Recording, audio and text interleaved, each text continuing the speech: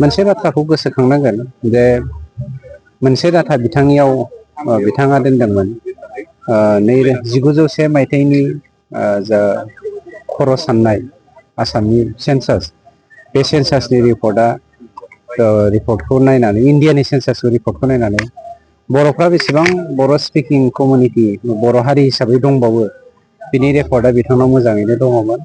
जों दा बेफोरखौ नायफिननो थांगासिनो दङ। आसा खालामदों बर' थुनलाइ आफादा बे बेलायावहाय खोब स्ट्रंलि आखाइ होगोन आरो जोंनि सरकाराबो हानायमानि हेफाजाब होनो नाजागोन। रुपनाथ बसुमतारी गेदेमा बिथांनि दिनै मा होनो सारादु सान बे सारादु फालिनायाव दिनै लैहोर लैहोर जोंनि हालामनि रायजो राजाफोर गेदेमा दैदेनगिरि बर' हारि सिबियारिफोरा दिनै ज' जादों। मानोना सोरगोआरि रुपनाथ बसुमतारी सारनि जा बिहोमा बर' हारिखौ दाफुंनायाव बर'नि बाथौ धोरोमखौ फोसाबनायाव बियो जोंनि थाखाय जारिमिन जानानै थालांबाय आरो जोंखौ थुलुंगानाय मोनसे बिहोमा होनानै गालांबाय। बेफोरबायदि गोथार हाबाफारियाव बाहागो लानो मोननानै गोजोननाय मोनदों। हारिखौ जौगाहोनायाव बिथाङा जेब्ला फरायसा आफादनि मुभमेन्ट BLTNDB मुभमेन्ट जादोंमोन बिथाङा सिंजों सिं हारिखौ बोखांनो थाखाय खौसे जानायनि बाथ्राखौ बिथाङा गोबां रायलायोमोन आरो आं बिथांजों गोबां खेब मोगा मोगि थुनलाइनि बाथ्रा लानानै सावरायनायजों लोगोसे हारिनि खौसेथिनि बाथ्रा सावरायनायाव जिरायफानो मोनदों।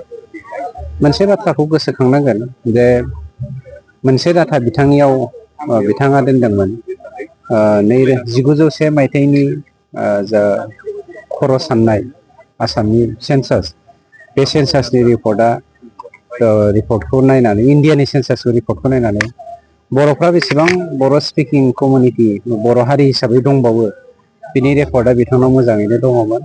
जों दा बेफोरखौ नायफिननो थांगासिनो दङ। आसा खालामदों बर' थुनलाइ आफादा बे बेलायावहाय खोब स्ट्रंलि आखाइ होगोन आरो जोंनि सरकाराबो हानायमानि हेफाजाब होनो नाजागोन। बेनि अनगायैबो 1962-63 मायथाइयाव बर' हारिनि मोनसे बिख्लो बिमाफोरखौ जेब्ला नागाफोरनो दखलाव लांनो होयो बै समाव बै समनि हारसा लिरगिरिफोरा बर'फोरनि बिखाखौ बोखानानै होनायाव मोनसे समाव बर' हारियाव गिदिर मोनसे सोमावसारनाय फैगोन होननानै 1962-63 मायथाइयावनो लिरगिरिफोरा बा गेदेमा दैदेनगिरिफ्रा बुंनाय रेकर्डफ्राबो बिथांनियाव दङमोन। बेखौ जों दा कालेक्ट खालामफिननानै मोजाङै मोनसे मा होनो रनसायनायनि गेजेरजों माबायदि फोसावनो हायो बेखौ जों आखायाव लानांगोन। बिथांखौ अरायथा खालामनो थाखाय नोंथांनि सरकारा मा राहा लागोन?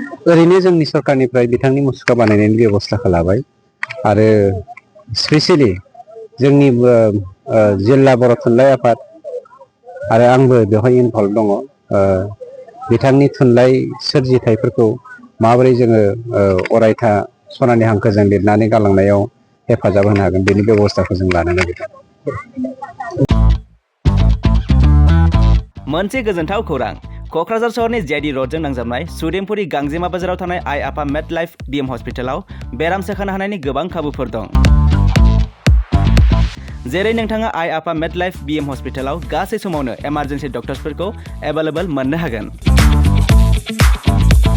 आरो बेयाव medical laboratory, pharmacy, paediatrics, medicine, gynaecology, radiologist, surgery, dental, cardiology, gastroenterology, urology, dental X-ray, play area, X-ray, sonography, OT, थामहिनबा अपारेटिं थियेटार, ICU आरो NICU, PICU फोरनि डक्टरफोरा एभेलेबल दं। लोगोसे normal delivery, C sections, gall bladder stone, kidney stone, appendix आरो हार्नियाफोर बेराम जानायफोरखौ अपारेशन खालामनायनिबो सुबिदा दं। आइ आफा मेड लाइफ BM हस्पिटालाव सप्ताफ्रोमबो फार्मासिजों लोगोसे लेबरेटरि आरो सप्ताफ्रोमबो इमारजेन्सि सार्भिसजों लोगोसे 24 घन्टा जेब्लायबो खुलायै थागोन आरो बेयाव लांलाय लाबोलाय खालामनो थाखाय एम्बुलेन्सनि सार्भिसबो थागोन। बेनिखायनो ओनसोलनि सुबुंफोरा बेराम आजारफोरजों भुगिनानै दंब्ला क'क्राझार सहरनि आइ आफा मेड लाइफ BM हस्पिटालाव फाहामथाय लाफैनो हागोन। लोगोसे नोंथाङा 9101655430 एबा 8822688026 बे जानबुं नम्बरनि गेजेरजों थोंजों कल खालामना आबुङै खौरां लाहरनो हागोन।